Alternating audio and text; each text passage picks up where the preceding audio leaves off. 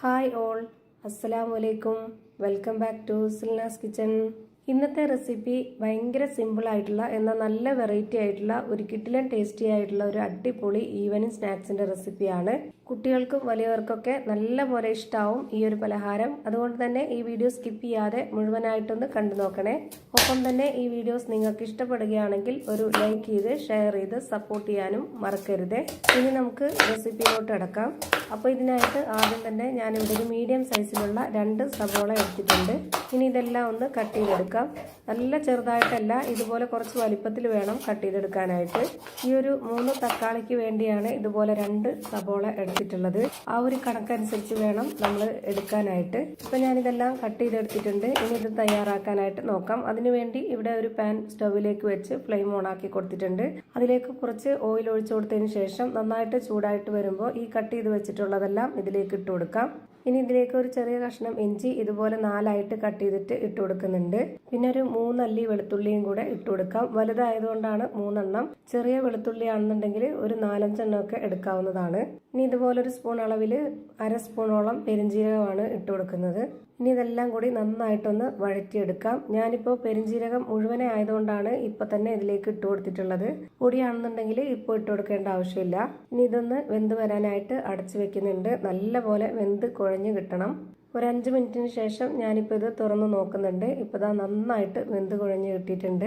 ഈ ഒരു പരുവത്തിലാണ് നമുക്കിത് റെഡിയാക്കി എടുക്കേണ്ടത്. ഇനി നമുക്കിതിന്റെ ഫ്ലെയിം ഓഫ് ചെയ്ത് കൊടുക്കാം. ഫ്ലെയിം ഓഫ് ചെയ്ത ശേഷം ഇത് ചൂടാറാനായിട്ട് വെയിറ്റ് ചെയ്യണം. ഇത് നന്നായി ചൂടാറി വന്നതിന് ശേഷം ഒരു മിക്സിയുടെ ജാറിലേക്ക് മുഴുവനായിട്ടും ഇട്ട് കൊടുക്കാം. ഇനി ഇത് നല്ലപോലെ ഒന്ന് അരച്ചെടുക്കാനുള്ളതാണ്.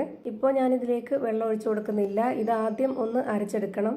എന്നിട്ട് നമുക്കിത് അരയാതെ വരുന്ന ആ ഒരു ടൈം ആകുമ്പോഴത്തേക്ക് നല്ല കട്ടിയായിട്ടിരിക്കുമ്പോൾ നമ്മൾ ഇതിലേക്ക് ഒരു 1/4 കപ്പ് വെള്ളം ഒഴിച്ചു കൊടുത്തതിന് ശേഷം നന്നായിട്ട് ഒന്നും കൂടി അരച്ചിട്ട് എടുക്കാം. അങ്ങനെ അരച്ചെടുക്കുമ്പോൾ നല്ല നൈസായിട്ട് ഒട്ടും തന്നെ തരികളില്ലാതെ നന്നായിട്ട് അരഞ്ഞു കിട്ടും. ഇപ്പൊ ഞാൻ ഈ അരച്ചെടുത്ത മിക്സിനെ മുഴുവനായിട്ടും ഇതുപോലെ പാത്രത്തിലേക്ക് ഒഴിച്ചു കൊടുത്തിട്ടുണ്ട്. ഇനി ഇതിലേക്ക് ഇട്ട് കൊടുക്കേണ്ടത് അരിപ്പൊടിയാണ്. അരിപ്പൊടി വറുത്തതോ വറുക്കാത്തതോ ഏത് വേണമെങ്കിലും എടുക്കാവുന്നതാണ്. ഞാനിപ്പോ എടുത്തിട്ടുള്ളത് വറുത്ത അരിപ്പൊടിയാണ്.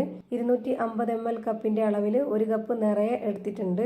ഇനി ഇതിലേക്ക് ഇതുപോലെ ഒരു സ്പൂണിൽ 1.5 സ്പൂൺ അളവിൽ മുളക് പൊടിയാണ് ഇട്ട് കൊടുക്കുന്നത്. പിന്നെ 1 സ്പൂൺ അളവിൽ കായപ്പൊടിയും ആവശ്യത്തിനുള്ള ഉപ്പും കൂടെ ഇട്ട് കൊടുത്തിട്ട് ഇത് കൈകൊണ്ട് നന്നായിട്ടൊന്ന് മിക്സ് ചെയ്തിട്ടെടുക്കാം. ഇതിലേക്ക് ഇനി വേറെ വെള്ളവും ഒഴിച്ചു കൊടുക്കേണ്ടതില്ല. ഇനി ഇതിലേക്ക് പൊടിയും ഇട്ട് കൊടുക്കരുത്. ഈ ഒരു പരുവമാണ് കറക്റ്റ് ആയിട്ടുള്ളത്. നല്ല ലൂസായിട്ട് വേണം ഈ മാവ് ഇരിക്കാനായിട്ട്. ഒട്ടും തന്നെ കട്ടിയാവാൻ പാടില്ല. ഞാനിപ്പോൾ ഇത് മിക്സ് ചെയ്തെടുത്തിട്ടുള്ള ഈ ഒരു പരുവം കാണുമ്പോൾ നിങ്ങൾക്ക് മനസ്സിലാവുന്നുണ്ടാവും ഇതിന്റെ കറക്റ്റ് ആയിട്ടുള്ള ഒരു പരുവം. ഇനി ഇതിലേക്ക് വീഡിയോയ്ക്ക് ഒരു ഭംഗിക്ക് വേണ്ടിയിട്ട് റെഡ് ഫുഡ് കളർ ചേർത്ത് കൊടുക്കുന്നുണ്ട്. എന്നിട്ട് നന്നായിട്ട് ഒന്നുകൂടി ഈ ഒരു മാവ് മിക്സ് ചെയ്തിട്ടെടുക്കുന്നുണ്ട്. ഇനി ഒരു പാത്രത്തിൽ വെള്ളം എടുത്തിട്ട് നമ്മുടെ കൈയെ അതിലൊന്ന് മുക്കിയെടുത്തതിന് ശേഷം ഇതുപോലെ മാവ് റെഡിയാക്കി എടുക്കാം. ഇതിന് പ്രത്യേകിച്ച് ആകൃതി ഷേപ്പ് ഒന്നും വേണമെന്നില്ല. കൈ വെള്ളത്തിൽ മുക്കുക, ഇതിന് മാവ് എടുക്കുക, നമ്മൾ നേരെ എണ്ണയിലേക്ക് ഇട്ട് കൊടുക്കുക. അത്രയും ലൂസായിട്ട് വേണം നമ്മുടെ ഈ മാവ് റെഡിയാക്കി എടുക്കാനായിട്ട്. എന്നാലാണ് നല്ല കറക്റ്റ് പരുവത്തിൽ കിട്ടുള്ളൂ. ഇതൊന്ന് ഫ്രൈ ചെയ്തെടുക്കാനായിട്ട് ഒരു പാൻ സ്റ്റൗവിലേക്ക് വെച്ച് ഫ്ലെയിം ഓൺ ആക്കി കൊടുത്തിട്ടുണ്ട്. അതിലേക്ക് കുറച്ച് ഓയിൽ ഒഴിച്ചു കൊടുക്കാം.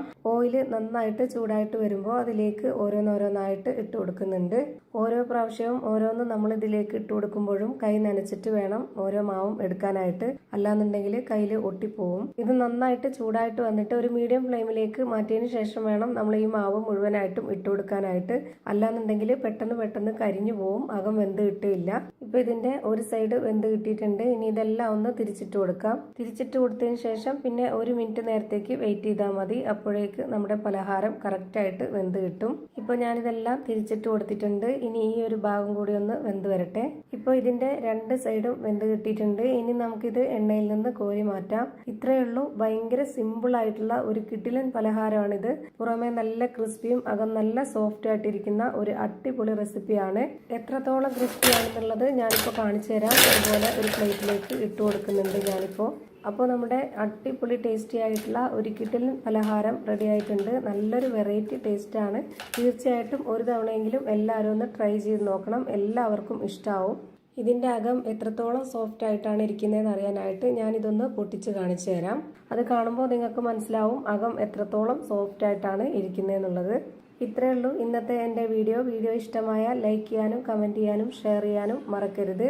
അതുപോലെ തന്നെ ഞാനിടുന്ന പുതിയ വീഡിയോസ് നോട്ടിഫിക്കേഷനായിട്ട് കിട്ടുന്നതിന് വേണ്ടി സബ്സ്ക്രൈബ് ചെയ്ത് ബെല്ലൈക്കൺ അമർത്തി അതിൽ ഓൾ എന്ന ഓപ്ഷൻ എനേബിൾ ചെയ്ത് കൊടുക്കാനും മറക്കരുത്. പുതിയൊരു വീഡിയോയുമായി വീണ്ടും വരും. Thank you for watching.